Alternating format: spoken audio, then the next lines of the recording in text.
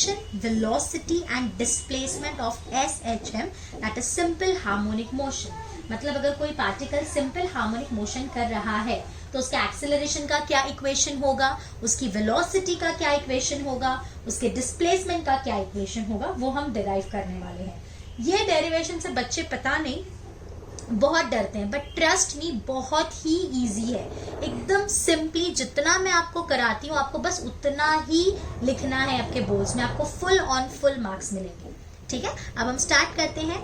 ये लिखने से पहले आपको डिफरेंशियल इक्वेशन याद होनी चाहिए जो हमने जस्ट इसके पहले वाले वीडियो में निकाली है.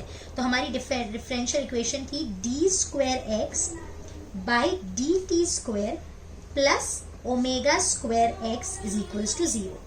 So d square x by dt square is minus omega square x, क्योंकि हमने उसको वो साइड भेज दिया. अब आपको पता है a क्या होता है, acceleration, but a is also equals to d square x by dt square. तो अगर हम सब्स्टिट्यूट करें तो एक्सेलरेशन कितना मिल गया, माइनस ओमेगा स्क्वायर एक्स. तो ये हमारी एक्सेलरेशन की इक्वेशन आ गई. नेक्स्ट हम डिराइव करने जा रहे हैं वेलोसिटी. अब वेलोसिटी का यानी ये जो इक्वेशन है हमने यहाँ पे इसको ऑलरेडी ऐसे ही जस्ट लिख के रखा है. ठीक है, अब इसको वापस पहले जैसा चेंज करना. देखना जरा, d बाई डी टी और उसको मैंने लिख दिया dx by d T is minus omega square x. Right, अब dx बाई डी टी क्या हो जाता है, वेलोसिटी. तो ये हो गया dv by d T is minus omega square x. अब देखो यहाँ पे ये टाइम के टर्म्स में और ये x के टर्म्स में, तो हम डायरेक्ट डिफरेंशिएट नहीं कर सकते. तो इसलिए क्या करो, आप इसको ऊपर नीचे dx से मल्टीप्लाई कर दो is equal to minus omega square x. अब dx बाई डी टी तो अपना वेलोसिटी बन गया और ये dx वो साइड चले जाएगा. तो ये हमारा टर्म है वेलोसिटी. ये आपको एग्जाम में लिखने की जरूरत नहीं है, मैं सिर्फ बता रही हूँ. सो v dv is minus omega square x. अब हम इंटीग्रेट कर रहे हैं, इंटीग्रेटिंग ऑन बोथ साइड्स.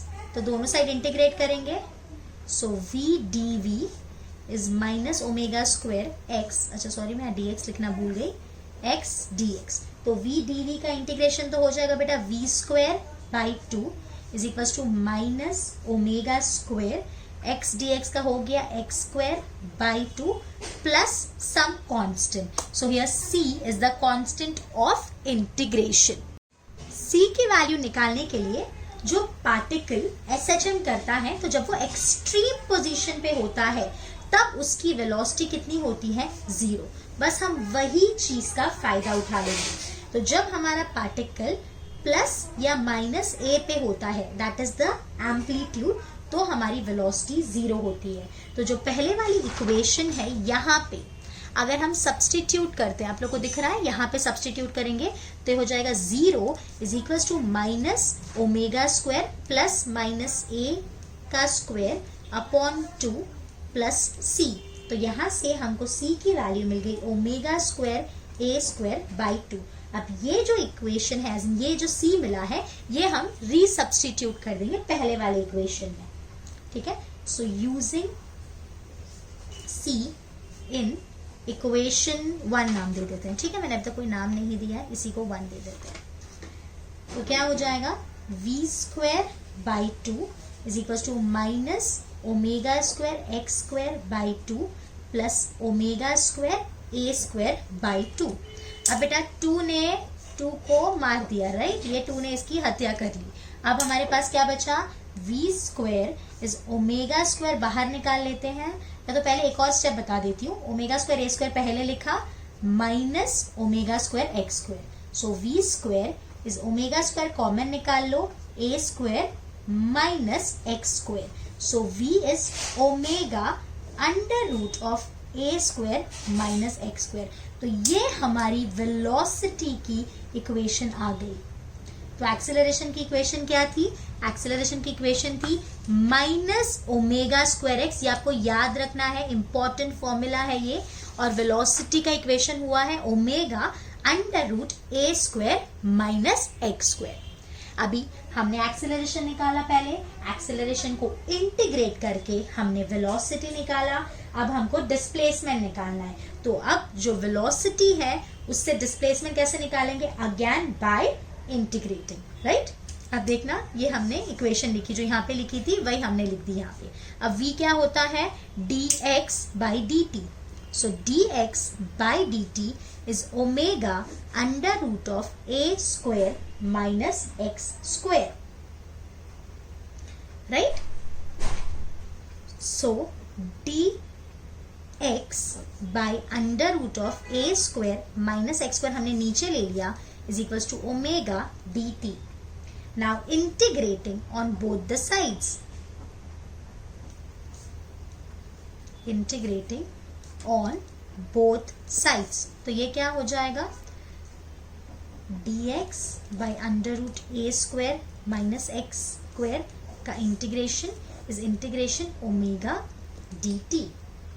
तो ओमेगा तो कांस्टेंट है, बाहर निकालोगे तो इसका जो इंटीग्रेशन है, अगर आपको याद नहीं, एज इन आपको नहीं पते फॉर्मूलाज, तो मैं आपको बोलती हूँ बस एक चीज याद रख लो, sine inverse of x by a, बस इतना याद रख लोगे तो भी काम हो जाएगा। So here omega as it is आ गया, dt का integration t plus constant is phi. So here phi is the constant of integration, constant of integration. तो यहाँ पे हम साइन को अगर वो साइड ले जाएंगे तो x by A is omega T plus five, और ये हमारा साइन यहाँ पे आ जाएगा। तो x का इक्वेशन क्या मिल गया, a sine omega T plus five. So this is the equation of displacement. Clear? अब ये जो हमने पूरा डेरिवेशन किया है, इसको 3 पार्ट्स में भी हम डिवाइड कर सकते हैं। यानी वो लोग आपसे सिर्फ एक्सीलरेशन पूछेंगे, सिर्फ वेलोसिटी पूछेंगे, या सिर्फ डिस्प्लेसमेंट पूछेंगे।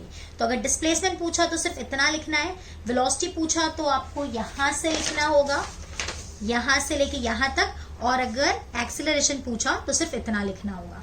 आप लास्ट में चाहो तो लिख सकते हो, this is the equation for velocity in SHM, और इसमें आप लिख सकते हो this is the required equation for displacement in SHM। मैं लिख देती हूं,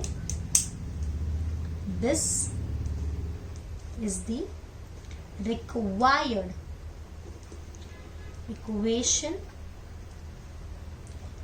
फॉर वेलोसिटी इन SHM। दिख रहा है? इस तरह से हम लिख सकते हैं। सिमिलरली यहाँ पे भी आप लिख सकते हो, this is the required equation for displacement in SHM।